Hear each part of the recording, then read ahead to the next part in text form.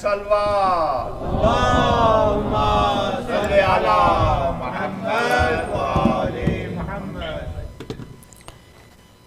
اعوذ باللہ من الشیطان الرجیم. بسم اللہ الرحمن الرحیم. الحمد للہ الواحد الاحد الفرد الصمد الذی لم یلد ولم یولد ولم یکن لہ کفوا احد. والصلاۃ والسلام علی اول العدد العبد المؤید والرسول المسدد المصطفى الامجد المحمود الاحمد حبیب الہ العالمین ابی الزہراء محمد. اللهم صل على محمد وآل محمد. صلی اللہ علیہ وآلہ الطیبین الطاہرین المعصومین الذین لا یقاس بهم من خلق احد ولعنۃ الدائمۃ علی اعدائهم من یوم العداوۃ الی یوم الدین. اما بعد فقد قال سید الشہداء علیہ الصلاۃ والسلام انی لا اری الموت الا شہادۃ ولا الحیات مع الظالمین الا برامہ. درود پڑھیے گا بابا سے بلند. اللهم صل على محمد وآل محمد. دعا ہے اس پاک بارگاہ میں الہی بحق محمد و آل محمد تمام مومنین و مومنات کی دلی خواہشات مبنی بر شریعت الہی اپنی بارگاہ میں قبول و منظور فرما. ہم سب کے مرحومین کی مغفرت فرما. اس ادارے سے دامے درمے سخنے قدمے ہر قسم کی مدد کرنے والوں کی توفیقات خیر میں اضافہ فرما. جناب علامہ قبلہ عابد رضا نقوی صاحب کی توفیقات خیر میں اضافہ فرما. اپنے اپنے مرحومین اور وہ جن کے لیے کوئی دعا کرنے والا نہیں سب کی بلندی درجات کے لیے بآواز بلند صلوات پڑھیے. اللهم صل على محمد وآل محمد. معزز بزرگان اور محترم دوستو، سرکار مولا سجاد علیہ السلام کے حوالے سے جیسا کہ اعلان کیا گیا مجلس کل تابوت آپ کا برآمد ہوگا، تو اس حوالے سے مولا کے حوالے سے کچھ معروضات کل ہی عرض کروں گا. آج وہ موضوع کہ جس کو میں نے شروع کیا ہوا تھا، رات شب جمعہ کی وجہ سے میں نے حدیث کسا پہ چند جملے عرض کیے، آج اسی سابقہ موضوع سے مربوط کر کے چند جملے عرض کرنا چاہ رہا ہوں. اور پہلے ہی عرض کروں کہ آج کی مجلس تاریخی اعتبار سے میرا خیال ہے کہ معلوماتی باتیں آپ کی خدمت میں عرض کرنا چاہوں گا. سید الشہداء علیہ الصلاۃ والسلام مکے تشریف لے آئے. جب سرکار مکے تشریف لے آئے تو میں نے اس بات کو عرض کیا تھا کہ 3 شعبان تھی. جب سرکار مکے میں پہنچے تو 3 شعبان کا مہینہ 5 دن لگے مکے آتے ہوئے. سرکار مکے تشریف لے آئے. کوفے کے لوگوں کو اطلاع ہو گئی کہ یزید نے مولا حسین سے بیعت طلب کی ہے، سرکار نے انکار کر دیا ہے، اور انکار کر کے اس انکار کے جواب میں سرکار مدینہ چھوڑ کے مکے آ گئے. انہوں نے سلیمان بن سرد خزائی کے ہاں میٹنگ کی اور میٹنگ کر کے مولا امام حسین علیہ السلام کو خطوط مکے میں لکھنے شروع کیے. میں نے اس بات کو عرض کیا تھا، دوبارہ مربوط کرنے کے لیے عرض کر رہا ہوں کہ پہلا وفد 2 رکنی وفد جو خط لے کر آیا وہ عبداللہ بن وال اور عبداللہ بن مسمہ، ان 2 افراد پہ مشتمل وہ وفد تھا کہ جو خطوط کوفیوں کے لے کے سید الشہداء کی خدمت میں مکے پہنچا، اور جب یہ وفد مکے پہنچا تو اس وقت 10 رمضان ہو گئی تھی، یعنی 10 رمضان کو یہ 2 رکنی وفد پہنچا۔ 12 کو پھر ایک وفد 2 رکنی خط لے کے پہنچا جس میں قیس بن مسحر سیداوی اور ایک شخصیت اور تھی۔ یہ 12 رمضان کو مکے میں پہنچ گئے سید الشہداء کی خدمت میں، اور 14 کو پھر ایک اور وفد جو ہے وہ خط لے کے آ گیا۔ اس خط میں ہانی بن ہانی اور سعید بن عبداللہ، یہ 2 بندے یہ خط لے کے آئے۔ یہ 3 وفود میں جو سید الشہداء تک 3 دنوں میں خط پہنچے، تیسرے دن خطوں کی تعداد 12,000 ہو گئی تھی۔ 12,000 خط جب سید الشہداء کے پاس پہنچے تو میں نے شاید ایک جملہ پہلے بھی عرض کیا تھا، 14 اور 15 کی درمیانی شب سرکار نے یہ فیصلہ کر لیا کہ کوفے جانا ہے، اور کوفے کے حالات کا جائزہ لینے کے لیے حضرت مسلم کو اپنا سفیر بنا کے سرکار نے انہیں کوفہ کی طرف روانہ کر دیا، اور روانہ کرتے ہوئے جو کوفیوں کو خط لکھا اس میں کچھ باتیں تو کوفیوں کے حوالے سے تھی، کچھ اپنے سفیر کے حوالے سے تھی۔ جو سفیر کے حوالے سے معصوم نے فرمایا، جو لکھا وہ یہ تھا کہ انی باعث الیکم، میں تمہاری طرف بھیج رہا ہوں اپنے بھائی کو، ہوا سکاتی من اہل بیتی، جو میری اہل بیت میں میرا بڑا ہی باوثوق انسان ہے۔ بڑی روان صاحب کی بڑی مہربانی آپ کی، یعنی سرکار مسلم کو جو بھیجا ہے تو آپ کی عظمت کا جو جملہ فرمایا ہے وہ فرمایا حسین جیسا امام جس کے بارے میں فرمائے وہ میرا قابل اعتماد انسان ہے۔ حضرت مسلم کی عظمت اس سے بڑی واضح ہوتی ہے کہ جسے سید الشہداء جیسی ہستی یہ فرمائیں کہ وہ میرا قابل اعتماد ہے۔ اور مولا نے بھیجتے ہوئے ایک جملہ سرکار کو خود سے فرمایا، اے مسلم، کوفے جا کر کسی قابل اعتبار انسان کے گھر میں رہنا۔ بڑی نوازش آپ کی، بڑی مہربانی آپ کی۔ آج یہ بات جو ہے وہ آپ تک سرکار مسلم کے حوالے سے میں کوشش کروں گا کہ عرض کر سکوں۔ سرکار حضرت مسلم وہاں سے چلے، مدینے آئے، اور پھر مدینے سے کوفے کی طرف گئے۔ میں درمیان میں ساری بات کو چھوڑ رہا ہوں۔ کوفے پہنچ کے سرکار نے جس شخصیت کو اپنا میزبان بنانا پسند فرمایا اس کا نام ہے امیر مختار ثقفی۔ بڑی نوازش آپ کی، بڑی مہربانی آپ کی۔ یعنی حسین کے قابل اعتبار نے جس کو قابل اعتبار سمجھا اس کا نام ہے امیر مختار ثقفی۔ اچھا، میں چونکہ پہلے دن سے ہی اس بات کو عرض کر رہا ہوں کہ تاریخ کا طالب علم ہوں، اور میں شخصیتوں کے بارے میں بھی ذرا دقت سے پڑھنے کی کوشش کرتا ہوں۔ امیر مختار کے بارے میں آج تک باتیں ہو رہی ہیں، اور امیر مختار کے بارے میں کئی قسم کے سوالات ہمارے شیعوں میں بھی موجود ہیں۔ میں ان کے بارے میں بھی کوئی تذکرہ نہیں کرنا چاہتا، البتہ یہاں پہ جو میری سمجھ میں آتا ہے کہ جسے حسین کا با اعتبار با اعتبار سمجھے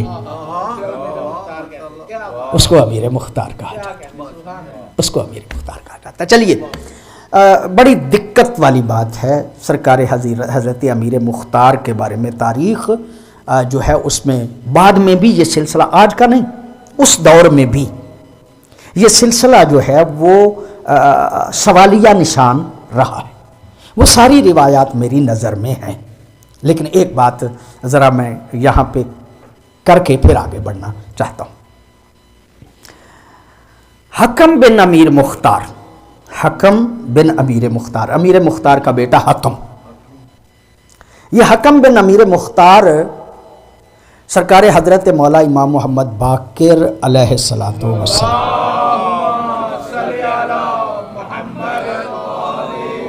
تشریف فرما تھے، مومنین آ رہے تھے، سرکار کے دست مبارک کا بوسہ لے کے بیٹھتے جاتے تھے۔ حکم بن امیر مختار جب آیا تو سرکار نے توجہ نہیں کی، بڑی قابل توجہ بات ہے، سرکار نے کوئی زیادہ توجہ نہیں کی۔ اب معصوم کا ہر کام مصلحت سے خالی نہیں ہوتا، سرکار نے توجہ نہیں کی۔ وہ بوسہ لینا چاہتا تھا، پھر بھی معصوم نے کوئی زیادہ توجہ نہیں فرمائی، وہ ذرا اسی کیفیت میں پیچھے ہٹ کے بیٹھ گیا۔ جب سارے بندے بیٹھ گئے نا، معصوم نے دیکھ کے فرمایا کون ہو؟ کہا حکم ابن امیر مختار ہوں۔ کہا میرے قریب آؤ، قریب بلایا، دست مبارک آگے کیا، اس نے بوسہ لیا۔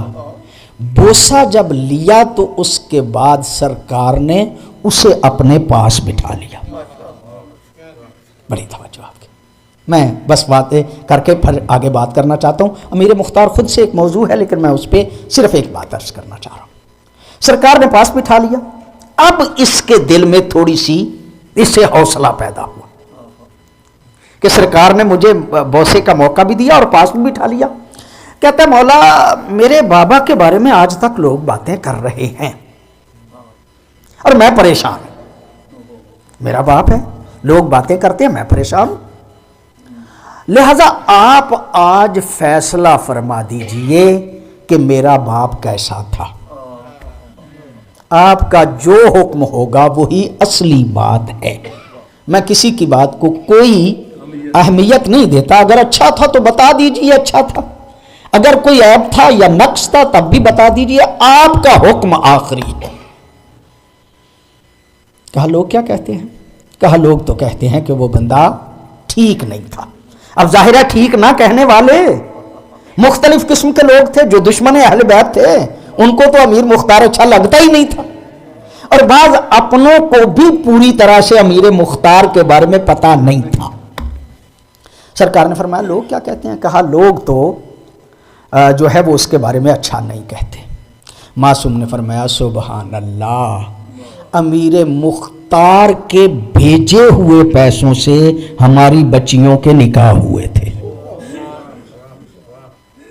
امیر مختار کے بھیجے ہوئے پیسوں سے ہماری بچیوں کے عقد ہوئے تھے، اور اسی کے بھیجے ہوئے پیسوں سے ہمارے خراب شدہ گھر تعمیر ہوئے تھے، لہذا آج کے بعد کوئی امیر مختار کو برا نہ کہے۔ بڑی نوازش آپ کی، بڑی مہربانی۔ ایک جملہ اور امیر مختار پہ اور پھر بات کو آگے لے کے چلنا چاہ رہا ہوں۔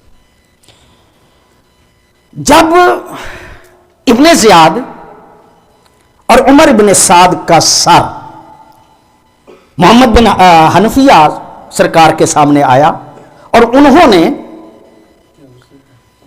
پیش کیا، وہ سر جو ہے وہ پیش کیے مولا سجاد کی خدمت میں، تو مولا کی نظر جب ابن زیاد یا عمر ابن سعد کے سر پہ پڑی تو فوراً معصوم نے ایک جملہ کہا، معصوم دیکھ کے فرماتے ہیں اللہ جزائے خیر عطا کرے امیر مختار کو۔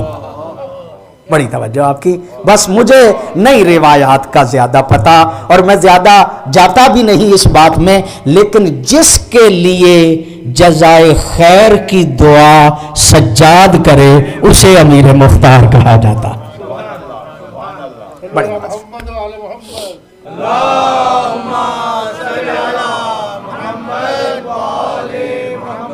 سرکار نے امیر مختار کے گھر کو اپنا مسکن قرار دیا، لوگ آنے لگے۔ اچھا، ایک وجہ تو اور بھی تھی، ایک وجہ تو یہ کہ قابل اعتبار تھا، ایک وجہ تو یہ تھی کہ امیر مختار قابل اعتبار تھا، ایک وجہ اور بھی ہے، اور وہ وجہ یہ ہے کہ امیر مختار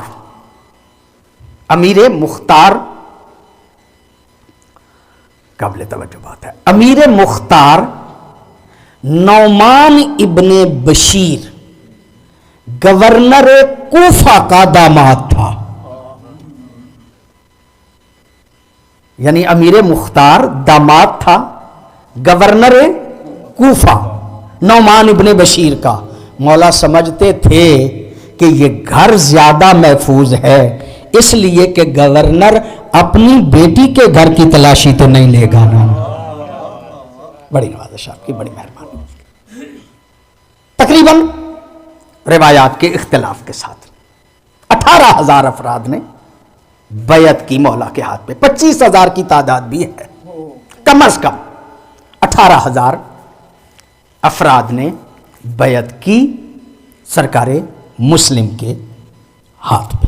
چلیے یہیں پہ رکے، ایک مرتبہ پھر میرے ساتھ چلیے گا، توجہ رہے گی تو یہ بات جو ہے وہ پوری طرح سے آپ کی سمجھ میں آئے گی۔ ماریہ بنت سعد ایک خاتون ہے بصرے میں، اور بصرے کے شیعوں کی اگر پکی خبر لینا ہوتی تھی تو ماریہ بنت سعد کے ہاں سے ہی ملتی تھی۔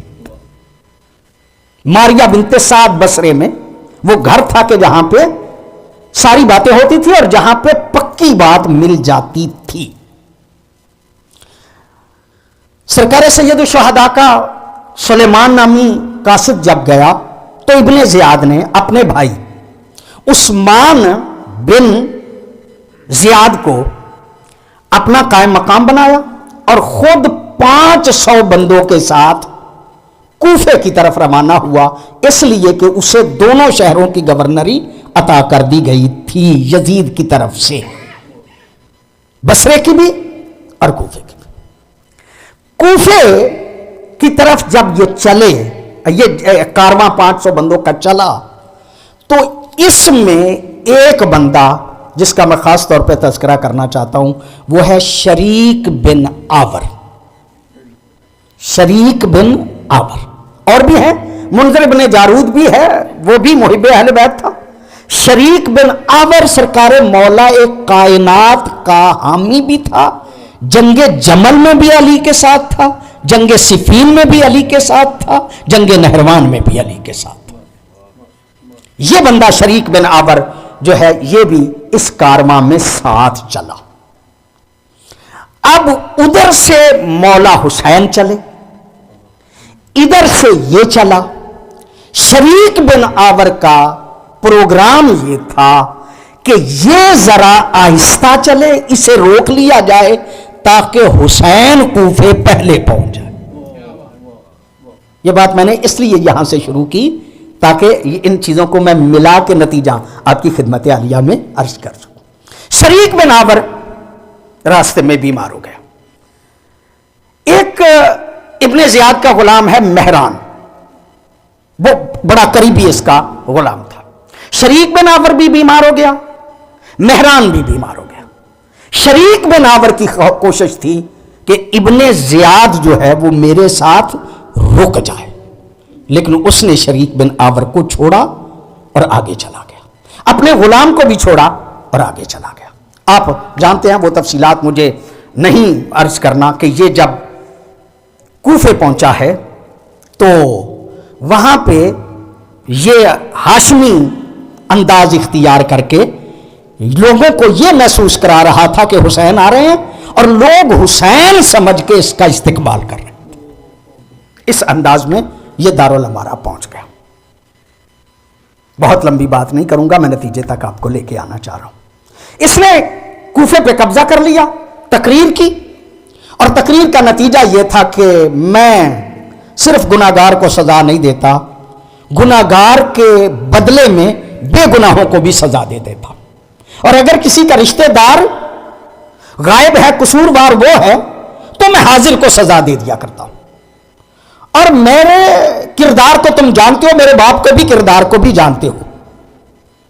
کوئی مسلم ابن عقیل کا اگر ساتھ دے گا تو میں اس کو سخت سزا دوں گا، اس کا گھر تباہ کر دیا جائے گا، وغیرہ وغیرہ وغیرہ. ایک دھمکی امیز اس نے تقریر کی. ایسے میں سرکار امیر مختار کا گھر حضرت مسلم چھوڑ کے ہانی بن عروہ کے گھر آ گئے. بڑی توجہ آپ کی. مجھے آج کی اس مجلس کا ویسے بھی اندازہ ہے کہ یہ معلوماتی ہے، میں نے پہلے بھی عرض کیا کہ یہ معلوماتی باتیں ہوں گی. ہانی بن عروہ معمولی بندہ نہیں ہے. ہانی بن عروہ جب کبھی چلا کرتا تھا تو 18,000 افراد اس کے ساتھ جنگ پہ نکلا کرتے تھے. بہت بڑا بندہ تھا ہانی بن عروہ. سرکار یہ بھی مومن تھا، آل محمد کا ماننے والا تھا. سرکار نے مختار کا گھر چھوڑ دیا اور اس کے گھر آ گئے. اب ہیں کون سرکار مسلم؟ جن کے ہاتھ پہ 18,000 بندے نے بیعت کی تھی. وہ مہمان بن گیا ہے ہانی بن عروہ کا.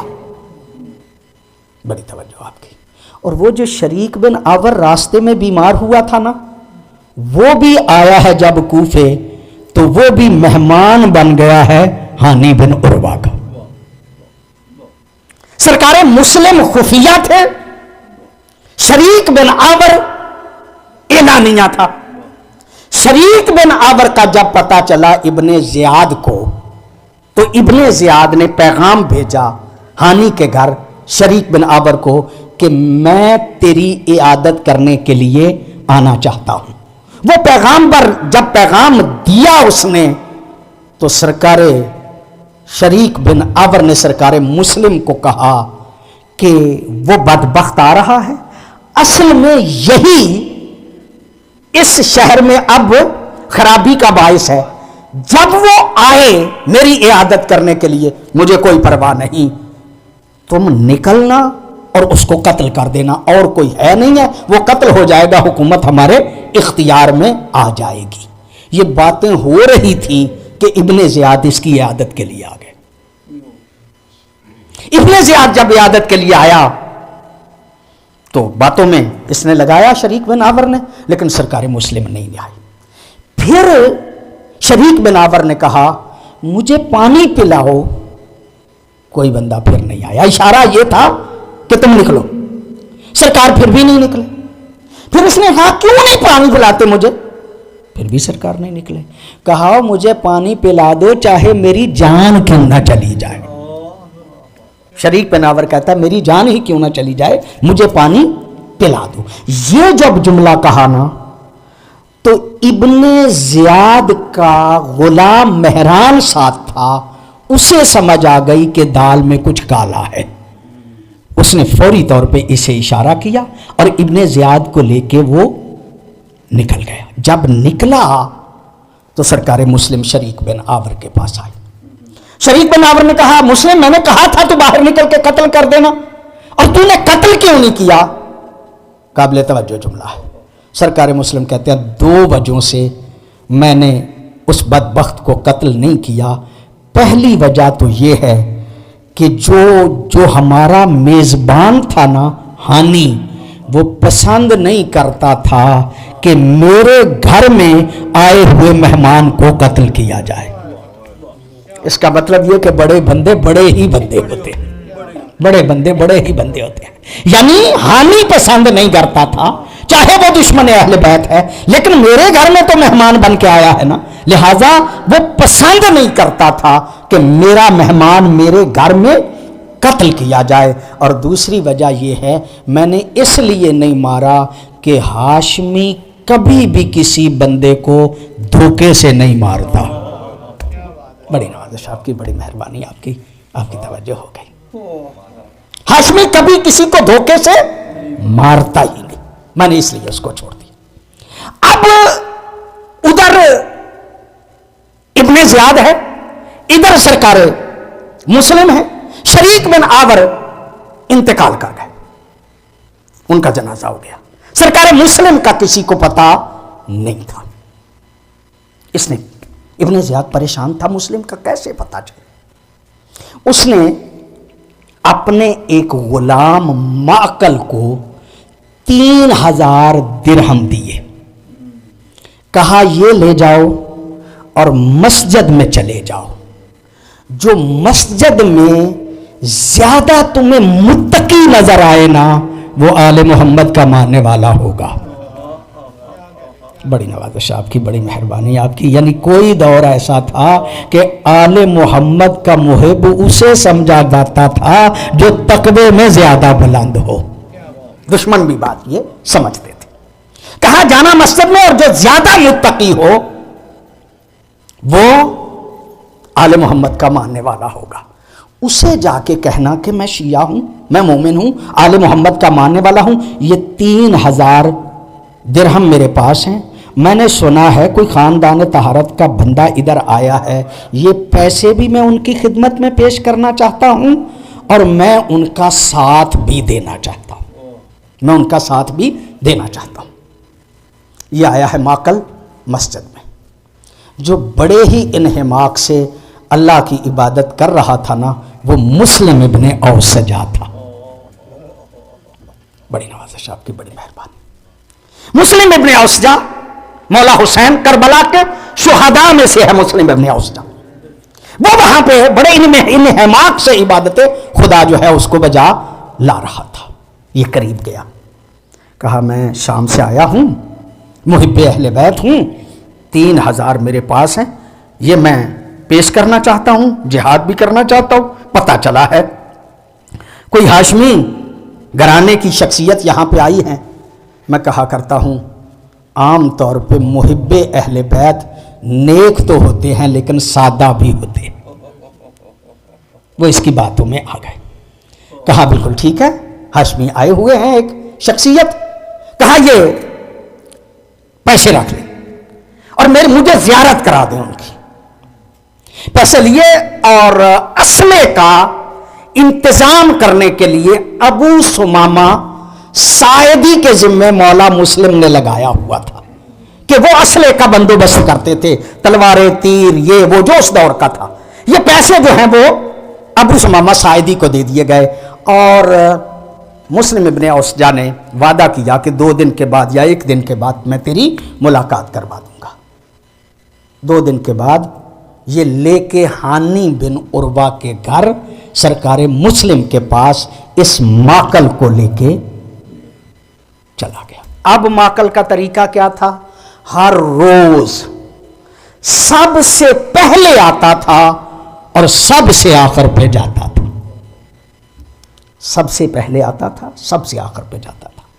پوری ڈائری جب اس کے پاس اکٹھی ہو گئی، ہر روز کی رپورٹ جو ہے ابن زیاد کو جا کے دیتا تھا۔ جب مکمل معلومات ابن زیاد کے پاس پہنچ گئیں تو اس نے ہانی بن عروہ کے سالہ عمر ابن حجاج، اس کو یہ کہا کہ ہانی کو کہو کہ وہ میرے پاس کیوں نہیں آتا، اتنا بڑا بندہ ہے شرفاء میں سے، شرفاء قریش کوفہ میں سے، وہ مجھے ملنے کیوں نہیں آتا؟ کہا وہ بیمار تھا۔ کہا نہیں، میری اطلاع ہے کہ اب وہ ڈیرے پہ بیٹھتا ہے، لہذا اسے کہو۔ یہ گیا، ظاہر ہے کہ اب یہ سالہ تھا جناب ہانی کا، 2-3 محمد بن اشعث اور عمر ابن حجاج اور ایک اور بندہ، یہ لوگ جو ہیں یہ گئے جناب ہانی کو لینے کے لیے۔ ہانی کو لے کے آئے دربار میں، اور جب دربار ابن زیاد میں ہانی آئے تو ابن زیاد نے کہا کہ مجھے پتا چلا ہے کہ مسلم تیرے گھر میں ہے۔ جناب ہانی نے بہانہ کرنے کی کوشش کی، بات کو ادھر ادھر لے جانے کی کوشش کی۔ اس نے کہا نہیں مجھے پتا ہے، تم مہربانی کرو مان جاؤ۔ کہا نہیں، تھوڑا سا اس نے پھر بہانہ بنانے کی کوشش کی۔ جب بہانہ بنانے کی کوشش کی نا تو اس نے معقل کو پیش کر دیا۔ جب معقل سامنے آیا تو سرکار ہانی سمجھ گئے کہ یہ تو وہی بندہ ہے جو ہر روز ہمارے پاس ہوتا تھا صبح سے شام تک. اب بات چھپانے والی نہیں، اب بات کھل گئی. جب بات کھل گئی تو کہا ہاں پکی بات ہے کہ مسلم میرے گھر میں ہے. کہا پھر ابھی تم یہیں پہ رکو اور مسلم کو میرے پاس بندے بھیج کے بلاؤ.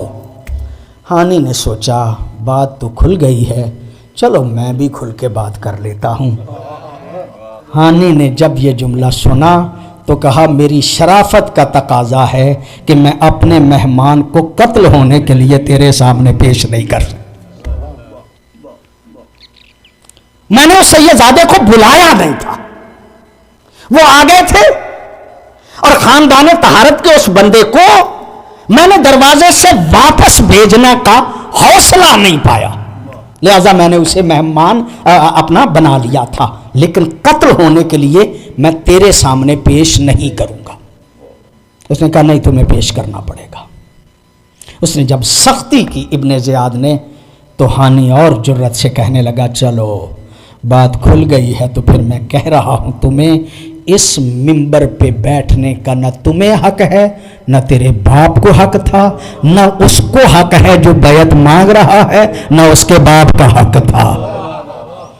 اس ممبر پہ بیٹھنے کا حق ہی مسلم کو ہے یا حسین کو ہے یا حسین کے بابا علی کو ہے، بجائے اس کے کہ تم انہیں قتل کرو، تم یہ ممبر چھوڑ دو. اتنی جرت سے اس کے دربار میں جب یہ بات کی تو اس نے سرکار مسلم کو مارنا شروع کیا، اپنی چھڑی کے ساتھ مارنا شروع کیا، اور اس قدر مارا کہ سرکار ہانی جو ہیں، سرکار ہانی غلط ہو گیا، سرکار ہانی کو اتنا مارا کہ آپ کا خون جو ہے وہ بہنے لگا اور باہر یہ شہرت ہو گئی کہ ہانی کو قتل کر دیا گیا. جب یہ شہرت ہوئی کہ ہانی کو قتل کر دیا گیا ہے تو قاضی شرح جو کوفے کا قاضی تھا، جسٹس تھا، اس کو اس نے بھیجا. کیوں؟ اس لیے کہ وہی عمر بن حجاج جو اس کا سالہ تھا، جب اسے پتا چلا کہ ہانی کو مار رہے ہیں یا مار دیا گیا ہے تو وہ اپنے قبیلے کو اکٹھا کر کے اس نے دارالامارہ کا محاصرہ کر لیا. اور جب اس نے محاصرہ کیا تو اب خطرہ یہ تھا کہ دارالامارہ پہ یہ قبیلہ قبضہ کر لے گا اور ہانی کو چھڑا لے گا. پھر قاضی شرح کے کہنے پہ کہ ہانی زندہ ہے وہ سارے کے سارے منتشر ہو گئے. جب وہ سارے کے سارے منتشر ہو گئے تو اب ظاہر ہے کہ ہانی کے گھر تھے سرکار مسلم، اور یہ اطلاع پہنچی کہ ہانی جو ہے اس کو مارا گیا ہے اور خیال یہ تھا کہ قتل کر دیا گیا ہے، تو گھر کی عورتوں نے رونا شروع کیا. ابھی سرکار مسلم کا قیام کرنے کا ارادہ نہیں تھا، لیکن جب عورتوں کے رونے پیٹنے اور شور و غوغا کو دیکھا تو وقت سے پہلے سرکار مسلم نے قیام کا ارادہ فرما لیا. اور جب قیام کا ارادہ فرمایا تو اس ایمرجنسی حالات میں صرف 4000 بندے سرکار مسلم کے ساتھ باہر نکلے، اور ان 4000 کے ساتھ سرکار مسلم نے کوفہ کی گلیوں میں جہاد کرنا شروع کیا. اس دور کی تاریخ کچھ اس طرح سے تھی کہ چونکہ کوفہ بنیادی طور پہ فوجی چھاؤنی تھی، اور فوجی چھاؤنی کا یہ مطلب نہیں تھا کہ جس طرح آج کل چھاؤنیاں ہوتی ہیں، نہیں، شہر آباد تھا، اور اس شہر میں بندوں کو اکٹھا کرنے کے لیے قبیلوں کے سربراہ بنا دیے گئے تھے جن کو کہا جاتا تھا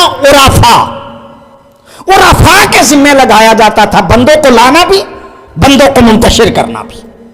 جب سرکار مسلم نے قیام فرمایا تو سرکار مسلم کے قیام کے بعد عرفا کو بھیج دیا گلیوں میں بازاروں میں بھیج دیا گیا اور کہا کہ مسلم کا ساتھ چھوڑ دو، یہ اعلان کرو کہ مسلم کا ساتھ چھوڑ دو ورنہ شام سے لشکر آ رہا ہے، وہ تم سب کو قتل کر دے گا، تمہاری اولادوں کو قتل کر دے گا، تمہارے گھر تباہ کر دے گا، تمہارے شہریے بند ہو جائیں گے، تمہاری تنخواہیں جو ہیں وہ بند ہو جائیں گی۔ ظاہر ہے کہ کوفے والے لوگ سرکاری تنخواہ پہ ہی اپنا گزارا جو ہے وہ کیا کرتے تھے۔ جب یہ حالات ہوئے تو کوفے کے حالات یہ بن گئے تھے کہ بہنیں آتی تھی بھائی کو لے کے واپس چلی جاتی تھی، مائیں آتی تھی بیٹوں کو لے کے واپس چلی جاتی تھی، بھائی بھائی کو لے کے واپس چلا جاتا تھا۔ اور ایک کام جو انہوں نے کیا وہ یہ تھا کہ کچھ جھنڈے جو ہیں وہ کوفے میں کھڑے ہو کے بڑے بڑے عریف، بڑے بڑے جو ان کے حامی تھے نا،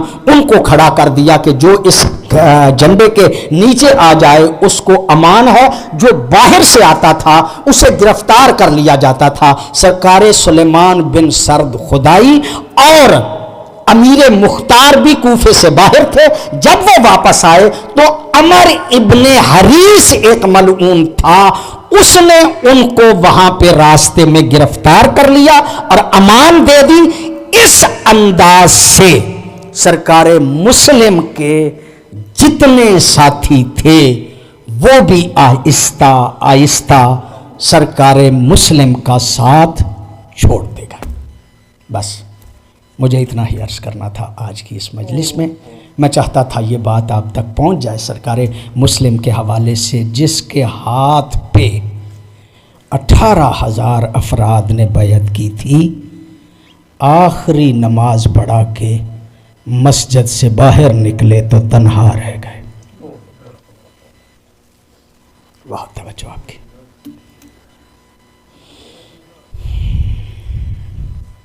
آپ اندازہ فرمائیے نا، جس کے 18,000 یا 25,000 حامی ہوں،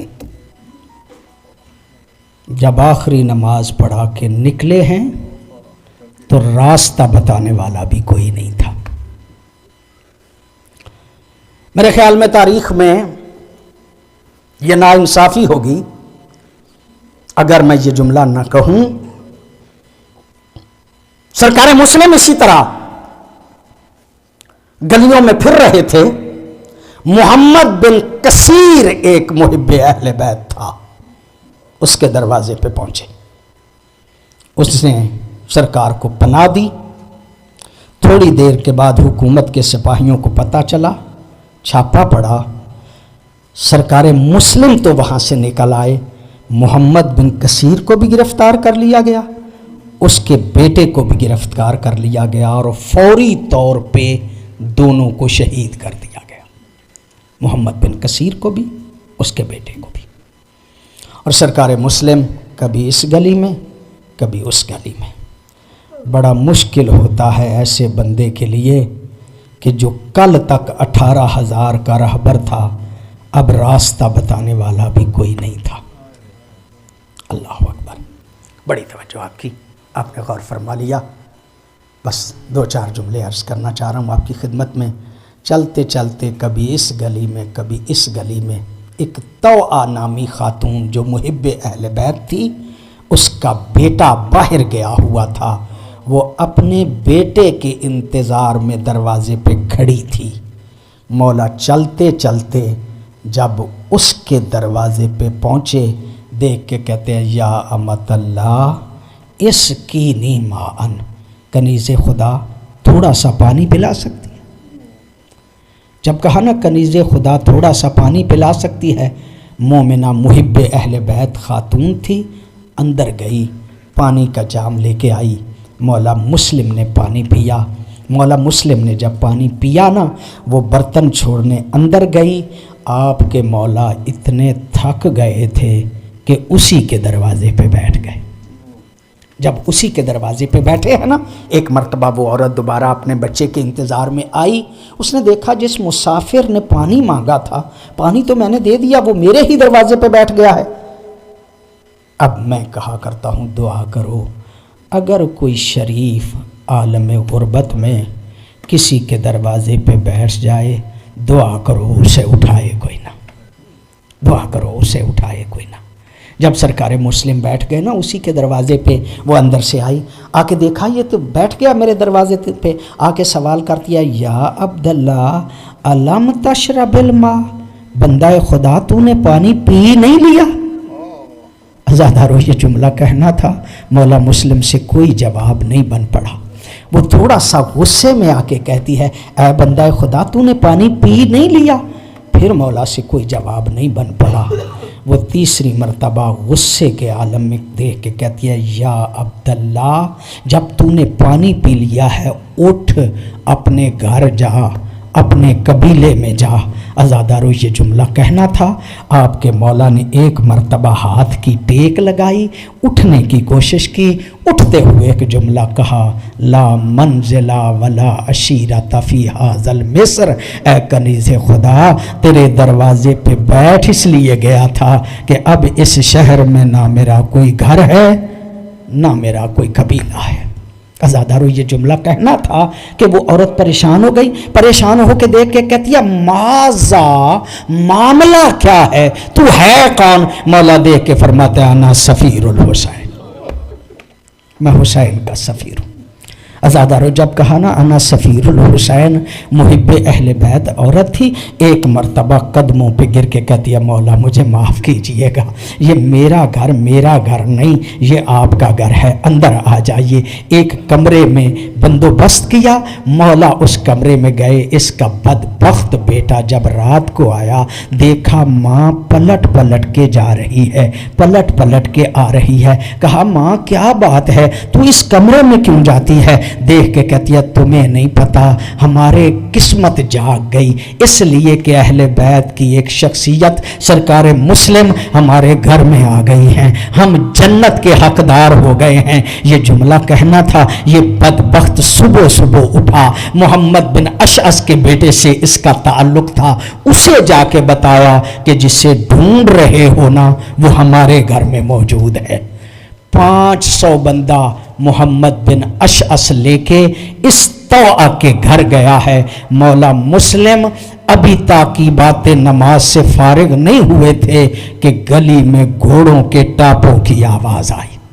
عزادارو جب گھوڑوں کے ٹاپوں کی آواز آئی نا، سرکار مسلم نے جلدی سے سامان حرب و ضرب پہنا اور باہر نکلنے لگے تو طوعہ دیکھ کے کہتی ہے، مولا باہر نہ جائیے، بڑے ظالم ہیں، میں آپ کی حفاظت کروں گی۔ سرکار دیکھ کے کہتے ہیں، طوعہ تجھے پتا نہیں، اگر کسی ایسے گھر میں جہاں شریف زادیاں رہتی ہوں، اگر اس گھر میں بدمعاش آ جائیں تو شریف زادیوں کی عزت نہیں رہتی۔ میں کہتا ہوں مولا آپ کو طوعہ کی عزت کا اتنا خیال ہے، لیکن کربلا میں زہرا زادیوں کے خیمے تھے اور بے غیرت لوٹ رہے تھے۔ اجرکم اللہ، اللہ آپ کو سوائے غم اہل بیت کے کوئی غم نہ دے۔ عزادارو سرکار مسلم کو دھوکے سے گرفتار کیا گیا اور گرفتار کر کے ایک مرتبہ دارالامارہ میں لے کے گئے، اور جب دارالامارہ میں لے کے گئے نا تو کسی بدبخت نے کہا کہ امیر کو سلام کرو۔ مولا کہتے ہیں، امیری حسین، میرے امیر کا نام حسین ہے۔ ایک مرتبہ عمر بن سعد بے غیرت وہاں پہ بیٹھا ہوا تھا، اسی کو دیکھ کے سرکار نے کہا، میری چند وصیتیں ہیں وہ سن لو۔ پہلے تو وہ نہیں سننا چاہتا تھا، بعد میں کہا گیا تو اس نے وہ وصیتیں سنی۔ اس نے کہا وصیت میری، ایک مرتبہ مولا نے کہا میری وصیت یہ ہے کہ جب سے میں کوفے میں آیا ہوں مجھ پہ کچھ قرض ہے، میری تلوار اور میری زرہ بیچ کے میرا قرض ادا کر دینا، اور جب مجھے قتل کر دو تو میرے لاشے کو دفن کر دینا۔ عزادارو تیسری وصیت کی کہ کوئی بندہ بھیج کے حسین کو اطلاع کر دینا، حسین اب نہ کوفے آنا، اس لیے کہ کوفے والے غدار ہو گئے ہیں، یہ ساتھ چھوڑ گئے ہیں، مجھے ڈر اس لیے ہے کہ حسین تنہا نہیں آ رہے بلکہ زہرا زادیاں حسین کے ساتھ۔ اجرکم اللہ۔ اللہ آپ کو سوائے غم اہل بیت کے کوئی غم نہ دے۔ عزادارو وصیتیں ہو گئیں، جب وصیتیں ہو گئی نا، بدبخت ابن زیاد نے ایک بدبخت کو کہا کہ مسلم کو دارالامارہ کی چھت پہ لے جاؤ اور دارالامارہ کی چھت پہ جا کے اس کو قتل کر دو۔ عزادارو ایک مرتبہ دارالامارہ کی چھت پہ سرکار مسلم کو لے کے گئے۔ میرے استاد گرامی قدر کہا کرتے تھے حضرت مسلم دارالامارہ کی چھت پہ پہنچے، ادھر مولا حسین ایک منزل پہ پہنچے۔ مولا حسین دیکھ کے کہتے حضرت عباس کو، عباس تمہیں ایک منظر دکھاؤں، تمہیں ایک منظر دکھاؤں؟ کہا مولا دکھائیے۔ کہا میری 2 انگلیوں میں سے دیکھو۔ کیا دیکھا؟ ایک مرتبہ جب دیکھا نا دارالامارہ کی چھت کی طرف، حضرت عباس کہتے ہیں مولا جلدی کیجئے، مجھے کوفہ پہنچائیے، مجھے کوفہ پہنچائیے۔ یہ جملہ کہنا تھا۔ مولا دیکھ کے کہتے عباس بھیا کی مدد کرنا چاہتا ہے؟ کہا نہیں، اب مدد تو شاید نہ کر پاؤں، لیکن جانا اس لیے چاہتا ہوں کہ دارالامارہ کی چھت بہت بلند ہے اور میرے بھیا کا سر بہت نازک ہے، میں جا کے جھولی پھیلاؤں گا تاکہ میرے بھیا کا سر میری جھولی میں آ جائے۔ عزاداروں میرے استاد گرامی کہا کرتے تھے یہ جملہ کہنا تھا۔ مولا حسین دیکھ کے کہتے ہیں عباس تو نے چھت کی طرف دیکھا ہے، زمین کی طرف نہیں دیکھا، زمین کی طرف دیکھو۔ اب جو زمین کی طرف دیکھا تو کیا دیکھا کہ ایک کالے بھوکے والی بی بی ہے جو گود پھیلا کے کہہ رہی ہے مسلم آؤ، میں تمہارا انتظار کر رہی ہوں، جب سے تم نے مدینہ چھوڑا ہے میں نے بقیہ چھوڑ دیا ہے۔ الا لعنت اللہ علی قوم الظالمین وسیعلم الذین ای منقلب ینقلبون۔ ماتم حسین۔